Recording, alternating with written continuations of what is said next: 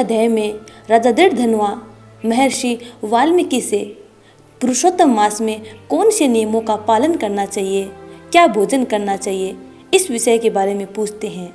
राजा दृढ़धनुआ बोले, हे तपोधन, पुरुषोत्तम मास के व्रतों के लिए विस्तार पूर्वक नियमों को कहिए। भोजन क्या करना चाहिए और क्या नहीं करना चाहिए, और व्रती को व्रत में क्या मना है, विधान क्या है। श्री नारायण बोले, इस प्रकार राजा दृढ़धनुआ ने वाल्मीकि मुनि से पूछा। बाद में लोगों के कल्याण के लिए वाल्मीकि मुनि ने सम्मान पूर्वक राजा से कहा। वाल्मीकि बोले, हे राजन, पुरुषोत्तम मास में जो नियम कहे गए हैं, मुझसे कहे जाने वाले उन नियमों को संक्षेप में सुनिए। नियम में स्थित होकर पुरुषोत्तम मास में हविष्यान्न भोजन करें। गेहूँ, चावल, मिश्री, मूंग, जौ, तिल, मटर, सांवा, तिन्नी का चावल, बथुआ, हिमलोचिका, अदरक, काल शाक, मूल, कंद, ककड़ी, केला, सेंधा नोन, समुद्र नोन, दही, घी, बिना मक्खन निकाला हुआ दूध, कटहल, आम, हरड़, पीपर, जीरा, सौंठ, इमली, सुपारी, लवली, आंवला, ईख का गुड़ छोड़कर इन फलों को और बिना तेल के पके हुए पदार्थ को हविष्य कहते हैं। हविष्य भोजन मनुष्य को उपवास के समान कहा गया है। समस्त आमिष, मांस, शहद, बेर, राजमांसादिक, राई और मादक पदार्थ, दाल, तिल का तेल, लाह से दूषित, भाव से दूषित, क्रिया से दूषित, शब्द से दूषित अन्न को त्याग करें। दूसरे का अन्न, दूसरे से वैर, दूसरे की स्त्री से गमन, तीर्थ के बिना देशांतर जाना वर्ती छोड़ देवे। देवता, वेद, द्विज, गुरु, गो, वर्ती, स्त्री, राजा और महात्माओं की निंदा करना पुरुषोत्तम मास में त्याग देवे। सूतिका का अन्न मांस है। फलों में जंबीरी, नींबू मांस है।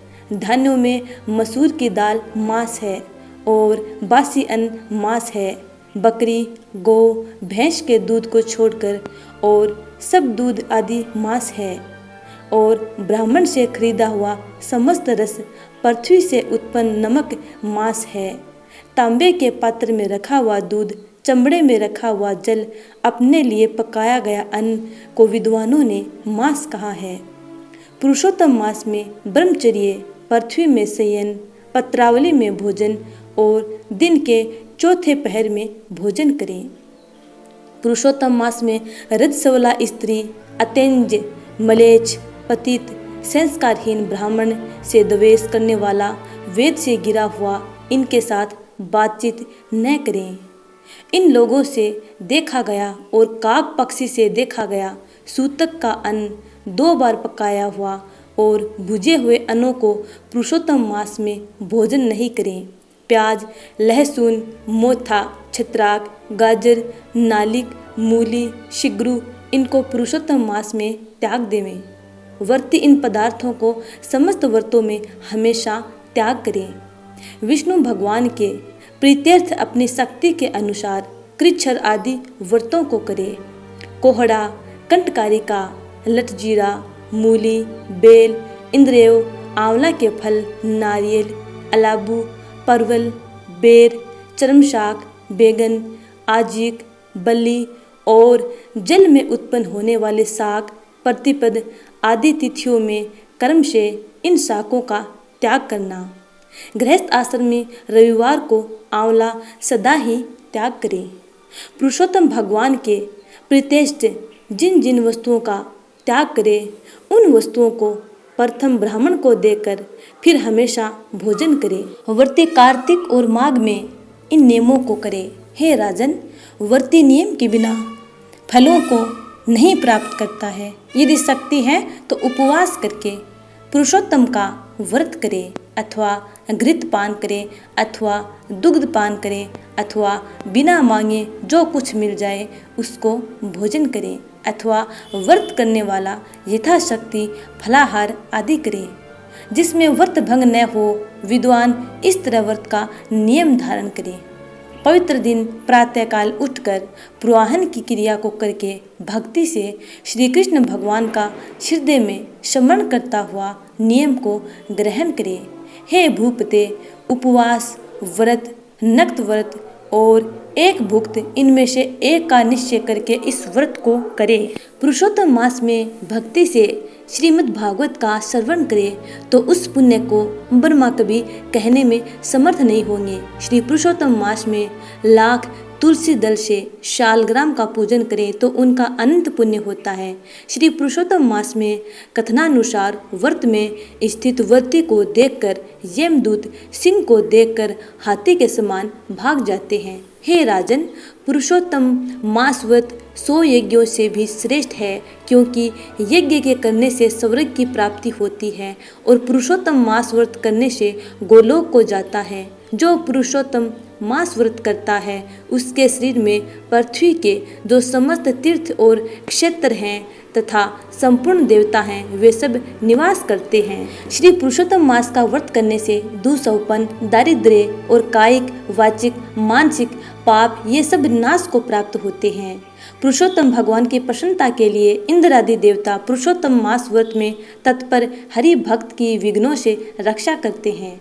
पुरुषोत्तम मास व्रत को करने वाले जिन जिन स्थानों में निवास करते हैं वहां उनके सम्मुख भूत प्रेत पिशाच आदि नहीं रहते। हे राजन, इस प्रकार जो विधि पूर्वक पुरुषोत्तम मास व्रत को करेगा उस मास व्रत के फलों को यथार्थ रूप से कहने के लिए साक्षात शेषनाग भगवान भी समर्थ नहीं हैं। श्री नारायण बोले, जो पुरुषों में श्रेष्ठ पुरुष मन से अत्यंत आदर के साथ इस प्रिय पुरुषोत्तम मास व्रत को करता है वह पुरुषों में श्रेष्ठ और अत्यंत प्रिय होकर ऋषिकेश्वर पुरुषोत्तम भगवान के साथ गोलोक में आनंद करता है। तो भगवत प्रेमियों, आज आपने जाना कि पुरुषोत्तम मास के विधि विधान से सेवन और पूजन करने से परम धाम गोलोक की प्राप्ति होती है। दृढ़धनुआ राजा बोले, हे मुनियों में श्रेष्ठ, हे दीनों पर दया करने वाले, श्री पुरुषोत्तम मास में दीपदान का क्या फल है, सो कृपा करके मुझसे कहिए।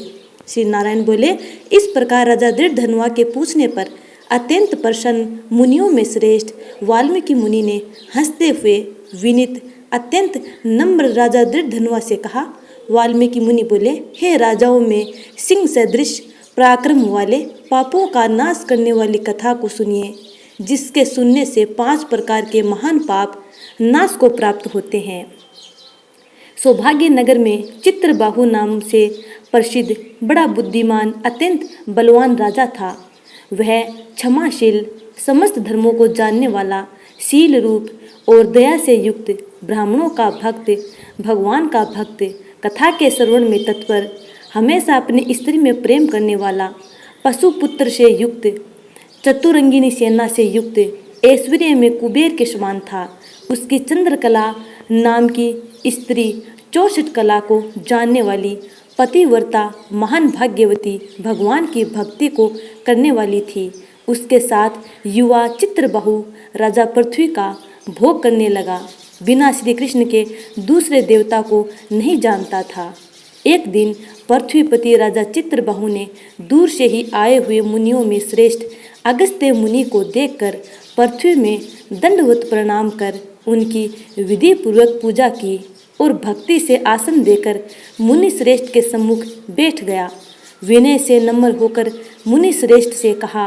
राजा बोला, आज मेरा जन्म सफल हुआ, आज मेरा दिन सफल हुआ, आज मेरा राज्य सफल हुआ, आज मेरा गृह सफल हुआ। जो आप श्री कृष्णचंद्र के सेवक आज मेरे गृह में आए हैं, आपसे देखा गया मैं ताप पुंजस से युक्त हो गया, आपको हाथी घोड़े रथ से युक्त समस्त राज्य समर्पण किया। हे मुनि श्रेष्ठ, आप वैष्णव हो, आपके लिए कोई भी अदेय वस्तु नहीं है। वैष्णव को थोड़ा भी दिया हुआ मेरु पर्वत के समान होता है। जो कौड़ी के बराबर शाक अथवा उत्तम अन्न जिस दिन वैष्णव ब्राह्मण को नहीं देता है वह दिन उसका विफल होता है, ऐसा वेद के जानने वालों ने कहा है। जो कोई द्विजाति विष्णु भक्त हो वे सब पूज्य हैं, उनका वाणी मन कर्म से सत्कार करना चाहिए, ऐसा मुझसे गर्ग, गौतम, सुमंतु ऋषि ने कहा है।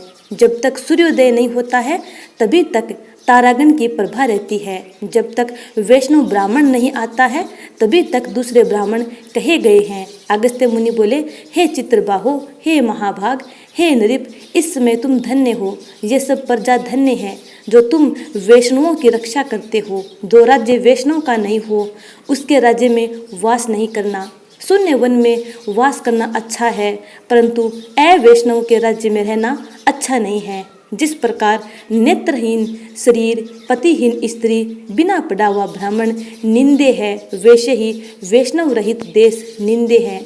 जैसे दांत के बिना हाथी, पंख के बिना पक्षी, 10वीं विद्या द्वादशी कही गई है, वैसे ही वैष्णव रहित देश है। जैसे कुशा रहित संध्या, तिलहीन तर्पण वृत्ति के लिए देवता की सेवा है, वैसे ही वैष्णव रहित देश कहा है।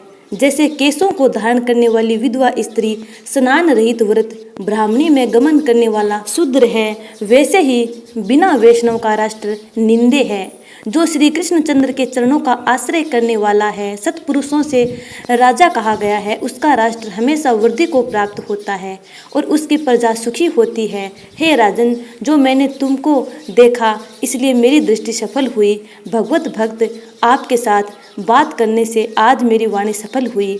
हे राजन, मेरी आज्ञा से यह राज्य तुमको करना चाहिए। मैंने इस राज्य में तुमको प्रतिष्ठित किया। तुम्हारा कल्याण हो, मैं जाऊंगा। श्री नारायण बोले, इस प्रकार कहकर जाने की इच्छा करने वाले श्रेष्ठ मुनि अगस्त्य को चित्रबाहु राजा की पतिव्रता स्त्री ने परम भक्ति के साथ प्रणाम किया। अगस्त्य मुनि बोले, हे शुभे, तू सदा सौभाग्यवती हो और भक्ति से पति की सेवा कर। श्री गोपी जन के वल्लभ श्री कृष्णचंद्र में तेरी सदा दृढ़ भक्ति हो। इस प्रकार आशीर्वाद देते हुए अगस्त्य ऋषि से विनय पूर्वक सिर नवाकर और अंजलि बांधकर चित्रबाहु राजा ने फिर कहा। चित्रबाहु बोला, हे विपेंद्र, यह विपुल लक्ष्मी कैसे हुई? निष्कंटक राज्य कैसे हुआ?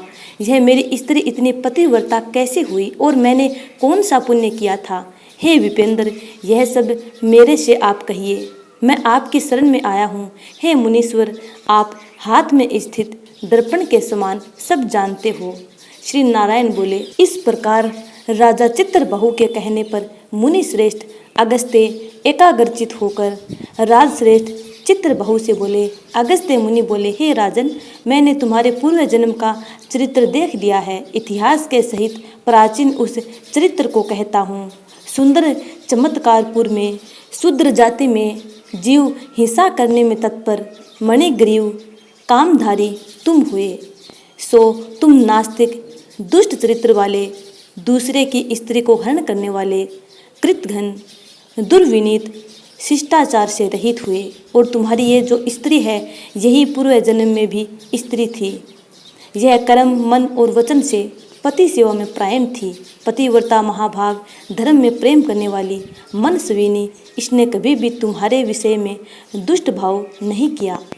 पाप कर्म को करने वाले तुम्हारा जाति और बांधवों ने त्याग कर दिया और क्रुद्ध होकर राजा ने सब उत्तम धन ले लिया। फिर उस समय बचा हुआ जो कुछ अवशेष धन था उसको जाति वालों ने भी लिया। तब उस समय धन के चले जाने से तुमको धन की भारी इच्छा हुई, परंतु धन के नाश होने पर भी मन मलिन होकर इस पतिव्रता ने तुम्हारा त्याग नहीं किया। इस प्रकार सब लोगों से तिरस्कृत होने पर तुम निर्जन वन को गए। हे महीपते, वन में जाकर अनेक पशुओं को मारकर अपनी आत्मा का रक्षण किया। इस प्रकार स्त्री के सहित जीवन निर्वाह करते हुए धनुष को उठाकर मणिग्रीव मृग के मांस को खाने की इच्छा से बहुत से सर्प और मृग से भरे हुए वन को गया। उस मनुष्य रहित वन के मध्य मार्ग में उग्रदेव नाम के महामुनि दिशा ज्ञान के नष्ट हो जाने से व्याकुल हो गए। हे राजन, मध्याह्न के समय तृषा से अत्यंत पीड़ित हो वहाँ ही गिरकर मरणासन हो गए। उस समय रास्ते को भूले हुए उस दुखित ब्राह्मण को देखकर तुमको दया आई। उस ब्राह्मण को उठाकर और उसको साथ लेकर तुम अपने आश्रम को गए। उस दुखित ब्राह्मण की तुम दोनों स्त्री पुरुष ने सेवा की। एक मुहूर्त के बाद उस समय महायोगी उग्रदेव चैतन्य को प्राप्त हो आश्चर्य करने लगे कि मैं वहाँ था, यहाँ कैसे आ गया, उस वन के बीच से कौन लाया। श्री नारायण बोले, मणिग्रीव ने उस ब्राह्मण से कहा कि यह सुंदर तालाब है, इसमें कमलिनी के पुष्प से सुगंधित शीतल जल है। हे ब्राह्मण, उस शीतल जल में स्नान करके मध्याह्न की क्रिया करके फलाहार करें और सुंदर शीतल जल का पान करें।